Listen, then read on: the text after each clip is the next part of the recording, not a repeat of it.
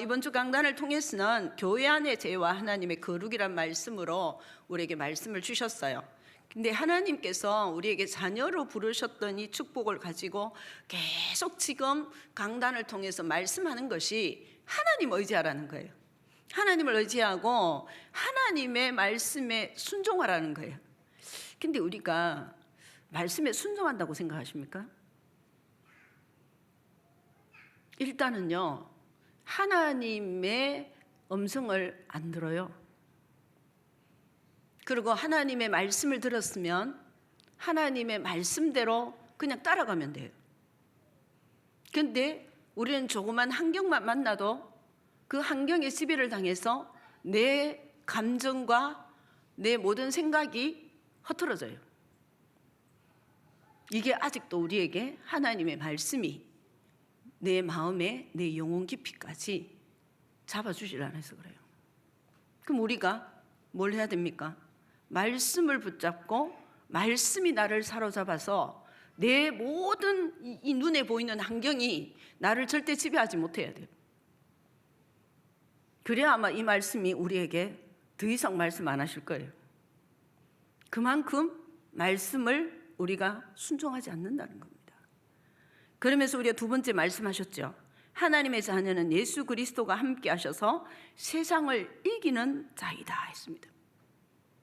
우리는요, 자꾸만 누구든지 그래요.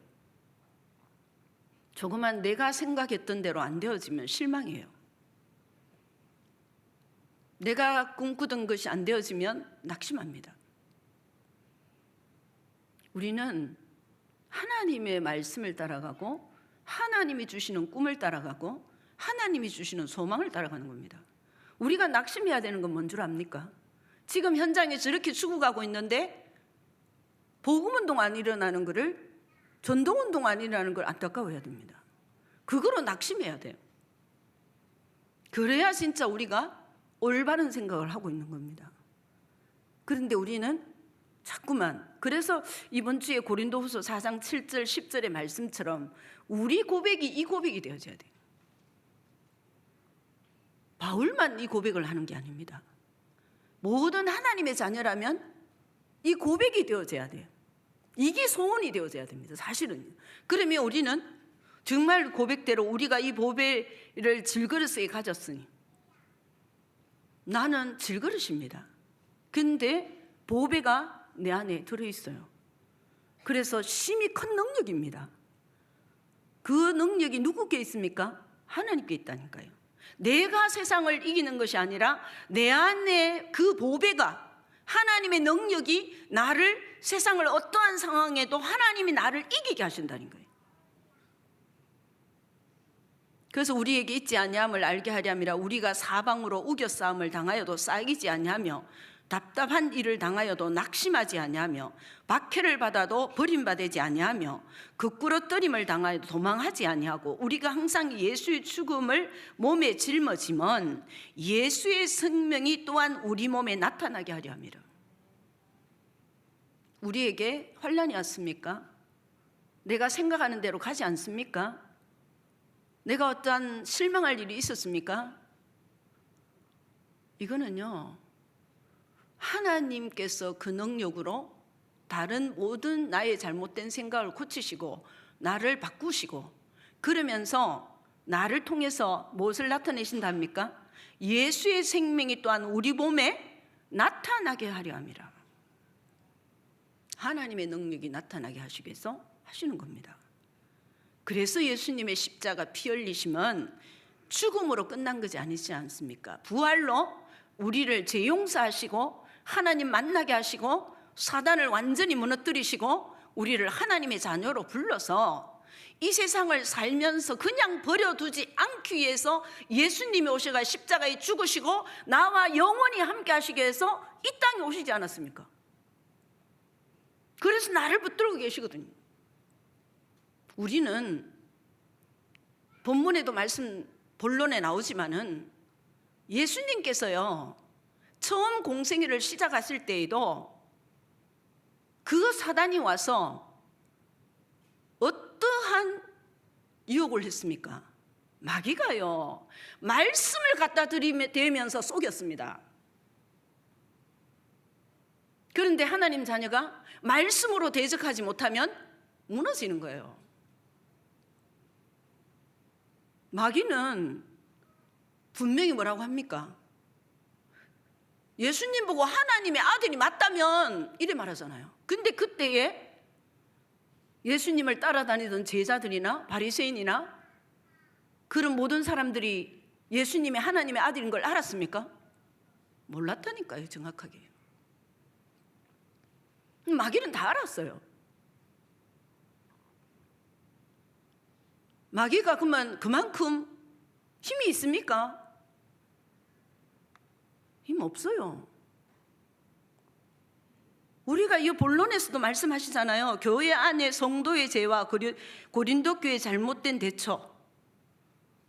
우리는 지금까지 교회 안에서 어떤 문제들이 일어나면 뭐라고 했습니까? 영적 문제라고 했어요. 그런데 그 영적 문제가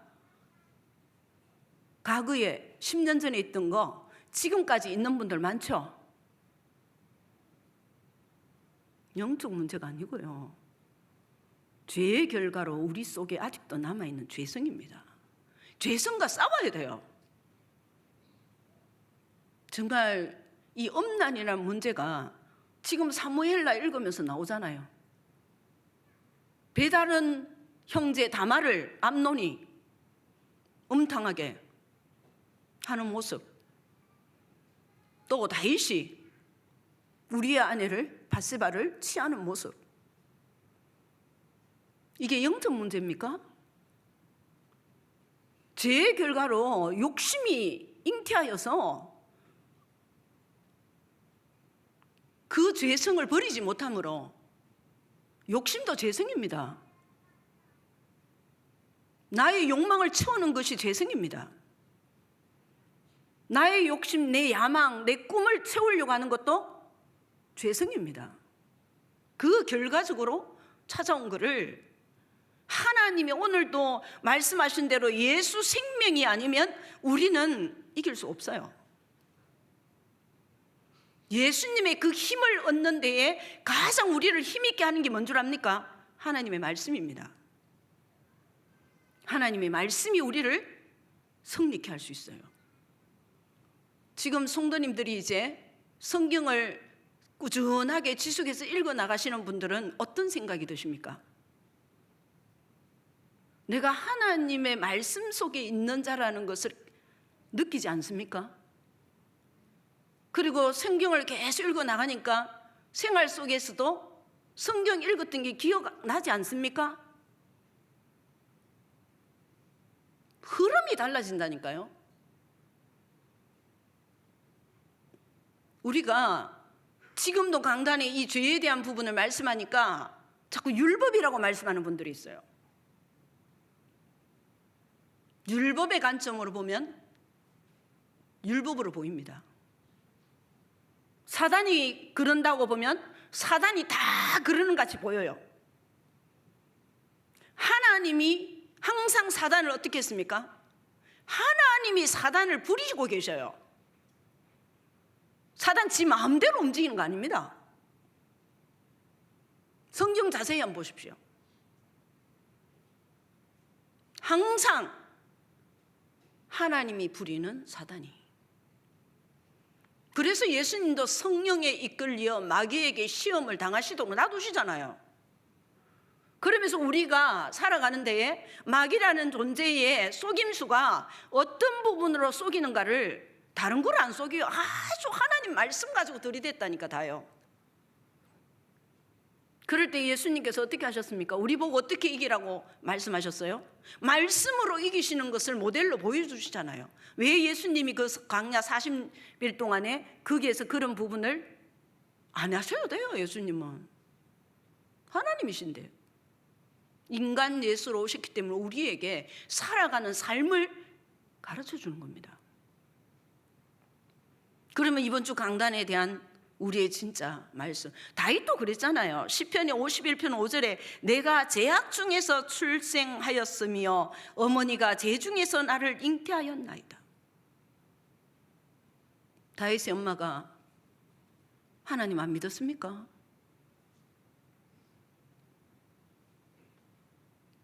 그만큼 우리 자신들에게 남아있는 결국은 욕심이거든요. 내 것으로, 그저 내 거예요. 조금만 우리 성도님들도 어떤 일들에서 마음 상하면요, 이미 마음 문빗장 다 딱 잠그고 앉아서 말씀 들어요. 그럼 들립니까? 강단에서 주의 종이 말씀을 선포할 때는 하나님을 심부름하고 하나님께서 그분을 통해서 말씀하시는 겁니다. 그게 말씀에 순종하는 사람입니다. 우리가 그 부분을 많이 놓치고 살아왔죠.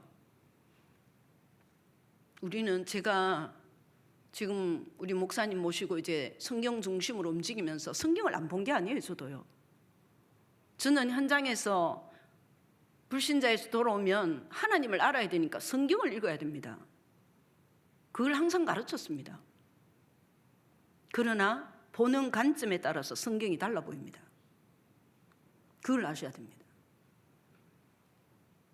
그럼 어떤 관점으로 봐야 돼요? 하나님이 우리에게 말씀하고자 원하시는 말씀을 들으려고 하고, 하나님이 이 말씀을 읽게 하시고 이 말씀을 기록하신 이유에 대한 하나님이 원하시는 것을 내가 깨달아 가도록 소원해야 돼요. 그래야 우리는 죄라는 부분에 안 눌립니다. 왜 눌려야 됩니까? 우리가 죄에 대한 부분에. 죄에 대한 부분은 눌리는 게 아니고, 나를 발견하고 하나님의 말씀으로 싸울 생각을 하는 그러한 사람으로 바뀌어지는 겁니다. 우리가 사단의 존재한테는 엄청 영적으로 싸우려고 막 몸부림쳤잖아요. 그러니까 완전히 이 뭐라 할까요? 패기가 있어가 완전 막 다 이 전투 자세가 되어지는 모습들이었거든요. 근데 나의 이 죄성은 보이면 보일수록요, 내가 겸손해지는 거예요. 하나님 앞에, 하나님, 아직도 안 버려지는 이 저주를 하나님의 말씀으로 나를 가득 채워야 내게서 이런 죄성이 안 나온다고 고백할 수밖에 없는 거예요. 그래서 시대마다 이 음란의 문제가 초대교회도 똑같았고요, 지금 이 시대도 죄성 문제, 이 음란 문제 때문에 얼마나 문제가 많습니까? 뭐 불신자들은 말할 것도 없고요, 지금요. 그런 현장 속에 살고 있는데 우리 자신들이 우리의 죄성이 안 보이면 날마다 하나님의 말씀을 붙들고 몸부림치지 않죠. 그런데 성경을 계속 읽어가면서 하나님의 말씀이 나의 뇌에서 자꾸 기억나게 하면요, 우리를 말씀으로 이끌어 가십니다. 그거를 체험하셔야 돼요. 그래서 우리는 교회에서 하나님의 거룩을 회복하라 했잖아요. 하나님의 말씀이 나의 뇌에서 떠나지 않고 나를 다스리고 인도하시는 그 삶이 되어지면 우리는 저절로 하나님의 거룩하심에 인도받는 거예요. 그래서 그 축복 속에서 우리가 이 단어들을 뭐 건징이다 이런 부분들에게 잘 보아야 됩니다. 나를 살피고 나를 정말 들보를 볼 줄 아는 눈이 열려서 하나님의 그 구원의 은혜에 감사가 넘쳐서 어떤 성도도 이해하고 품어주고 같이 기다려주고 기도해 줄 수 있는 그런 마음이 우리 속에 올라옵니다. 정말 나의 죄성이 보이면요. 왜? 나도 똑같은 존재였으니까. 나도 아직 버리지 못한 것이 있기 때문에 그 은혜의 비밀을 우리가 누리게 되어 있거든요. 그래서 강단 말씀을 여러분이 정말 하나님이 왜 이 말씀을 이번 주에는 제가 지교회 가서도 그랬어요. 우리가 성경 요한복음 나가면 요한복음 쭉 안 나갔습니까? 그런데 어떤 부분은 말씀하고 어떤 부분은 빼버리고 그렇게 우리한테 메시지 하지 않습니까? 근데 지금 어떻습니까? 고린도전서를 지금 쭉 펼쳐나가시면서 하나님의 말씀을 우리에게 전달해 주시잖아요. 한 구절도 안 빠지고 우리에게 말씀으로 인도해 주시잖아요.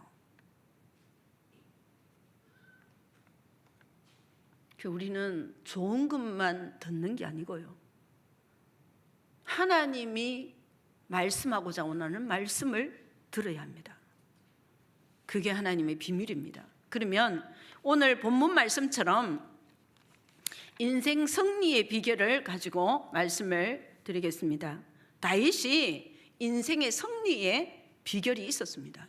그것을 오늘 우리는 붙잡고 또 현장에서 당연하게 승리할 수밖에 없도록 이미 우리를 예수 그리스도께서 승리하셨던 그 축복을 우리에게 주셨기 때문에 우리도 이 삶을 회복해서 하나님 주신 그 비밀 속으로 들어가야 되겠습니다. 세상은요, 성공하려고 어떤 책들을 지금 내고 있는 줄 압니까? 해야 할 일을 하든지 안 할 거면 생각 속도 하지 마라, 이래 말하고 있어요. 그래서 걱정만 하면서 시간을 보내는 게 자기들끼리 제약이라 말해요. 시간을 허비한다는 거죠. 이들은 말하는 부류가 있고요, 또 사람들은 자신의 생각을 통제할 수 있는 일과 그렇지 않은 일을 구분하는 방법을 확실히 배운 뒤에야 내적인 평온과 외적인 효율성을 누릴 수 있다고들 생각하는 사람들이 있습니다. 지금요, 이런 책들을 지금 우리 후대들이 현장에서 읽고 있어요. 근래에 나온 책들입니다. 통제할 수 있는 일이 얼마나 제한적이었던가를 생각하고 마음속에 자기만의 경계선, 즉 통제 가능한 것과 그렇지 않은 것을 구분하는 선을 긋고 그것을 벗어나지 않는 법을 배워야 한다고 그들은 말하고 있어요. 그리고 인간이 통제할 수 있는 것은 마음밖에 없다고 말들 하죠. 그래서 컨트롤, 또 명상, 지금 갈수록 명상을 많이 하고 있습니다. 자기들을 통제해야 하고 마음을 다스려야 되기 때문에. 그래서 의지가 강한 자들이 말하는 이 내용들이죠. 그러나 결국은요, 정말 자기에게 해결할 수 없는, 자기 힘으로 해결할 수 없는 한계가 오잖아요, 인간은요. 그럴 때 사람들은 어떤 걸 선택합니까? 자살을 선택하기도 하고, 그것도 그렇게 자신감 있게 공부하고 성공했다고 말하는 분들이 자살하는 사람이 많잖아요. 안 그러면 도피해버리고. 그것도 배운 사람들이요, 성공한 사람들이 이런 일이 많이 있습니다. 우리 며칠 전에도 지금 프로지오 101동에 군인이요, 휴가 와서 그랬는 것 같아요. 남의 아파트 와가지고 25층에서 떨어져 죽었어요. 현장은요, 얘들이 이렇게 책을 내지만은 정말 자기를 통제하고 어느 한계가 다 오잖아요. 그런 세상을 살고 있는 사람을 도와줄 수 있고 그들을 살릴 수 있는 분은 여러분밖에 없습니다. 하나님 자녀만이 일을 할 수 있는데. 그래서 오늘 본문 말씀에도 보면 사울 왕이 이제 패한 후에 이 다윗을 왕으로 세우시고 헤브론에서 7년 6개월을 지내고 유다를 다스려서 33년 동안 유다와 이스라엘을 다스리게 하셨잖아요. 다윗 왕이 이 왕이 되어서 승리의 비결이 뭡니까? 오늘도 본문 말씀에 나오잖아요. 하나님이 함께하는 삶을 살았습니다. 자신의 힘으로 모든 것을 행하지 않았습니다. 하나님이 함께하는 그 사실을 가지고 모든 삶을 인도받았습니다. 그래서 하나님이 없는 삶은 결국은 우리에게 죄의 결과로 재앙이 자꾸 찾아옵니다. 그래서 하나님이 함께하는 이 축복을 누릴 수밖에 없도록 우리는 하나님의 형상을 가진 자로서 하나님이 함께해야 모든 것이 바르게 갈 수 있어요. 그렇지 않으면 바르게 갈 수 없습니다. 그래서 인간이 하나님의 말씀에 불신앙함으로 불순종함으로 죄가 들어오게 되었고 죄의 결과로 하나님과 분리되고 사단에게 지배당하는 그 완전 묶여있는 인생이 되었던 우리였잖아요. 그런데 그리스도 예수 안에서 모든 것을 회복할 수 있는 이 축복을 주어서 우리가 하나님이 함께하는 인생을 살고 있잖아요. 하나님이 다윗을 세우셨습니다. 사람이 세운 게 아닙니다. 하나님이 다윗을 불러서 하나님이 세우셨다니까요. 그러면 우리는 어떻습니까? 우리가 누가 전도자가 와가지고 나를 불러가지고 여기 와 앉아 있습니까? 아니지 않습니까? 하나님이 나를 부르셔서 하나님이 이 시대에 전도자로 살아라고. 세상에 많은 똑똑한 사람들이 많지만은 세상 문명을 가지고 세상 지식을 가지고 학문을 가지고 내세우지만은 그 세상은 이길 수 없기 때문에, 그 세상은 살릴 수가 없기 때문에 하나님은 우리같이 모자라고 부족하고 아무것도 없는 우리를 부르셔서 오직 하나님의 말씀만 순종하고 갈 수 있는 사람으로 우리를 부르셨다는 겁니다. 그래서 하나님이 함께 하시는 그 축복으로 다윗이 모든 삶이 형통했던 겁니다. 그래서 사무엘사 5장 10절에 보면 만군의 하나님 여호와께서 함께 계시니 다윗이 점점 강성하여 가니라 되어 있습니다. 이 다윗이 하나님이 함께하는 그 축복으로 강성해 갔던 축복을 누렸습니다. 그러므로 하나님이 형통하게 함으로 인도받았는 것처럼 우리도 하나님의 소망을 가지고 하나님이 함께하는 이 축복을 절대 놓치지 말고 현장에서 하나님이 함께하는 것을 누리시기 바랍니다. 두 번째, 기도의 삶을 살았습니다. 오늘 본문 말씀에 보면 19절에 나오죠. 블레셋이 이제 이스라엘 치러 왔습니다. 올라왔을 때에 다윗이 하나님께 질문하죠. 다윗이 여호와께 여쭈어 이르되 19절 말씀에 있죠. 내가 블레셋 사람에게 올라가리까 질문합니다. 여호와께서 그들을 내 손에 넘기시겠나이까? 내가 승리할 수 있냐고 그것까지 다 물어봐요. 그래서 여호와께서 다윗에게 말씀하시되 올라가라. 내가 반드시 블레셋 사람을 완전 다윗 손에 넘겨줄 것이라고 약속하십니다. 하나님께 기도하면 약속을 붙잡고 전쟁에 이 다윗은 나갔습니다. 그 전쟁에 나가서 자신이 싸운 것이 아니라 하나님이 싸워주신 것을 고백하죠. 그래서 하나님이 모든 것을 인도하셨다고 다윗이 고백합니다. 다윗은 날마다 자신의 영혼이 주를 바라보는 것을 고백하는 내용들이 시편에 많이 있지 않습니까? 시편 25편 1절에도 여호와여 나의 영혼이 주를 우러러보나이다 고백합니다.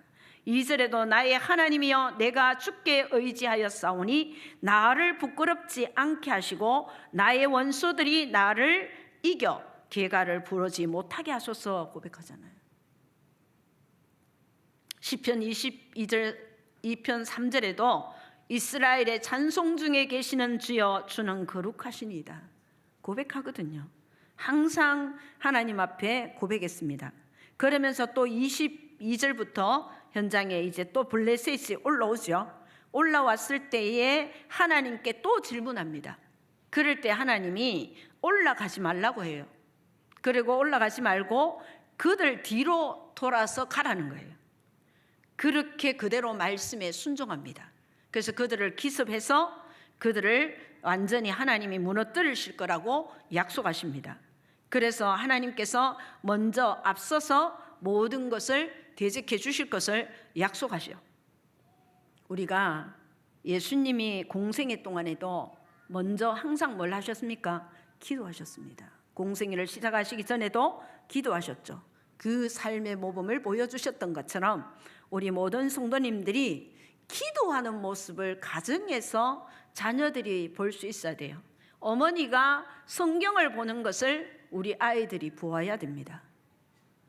그래서 함께 이제 초등학생 정도 되면 저녁마다 부모님이 아이들과 함께 합독해서 한 장 정도는 꼭 성경을 읽고 그 성경 내용을 포럼하고 그래서 아이들이 잠들 수 있도록 도와줘야 됩니다. 과학적인 증명이 되어 있지 않습니까?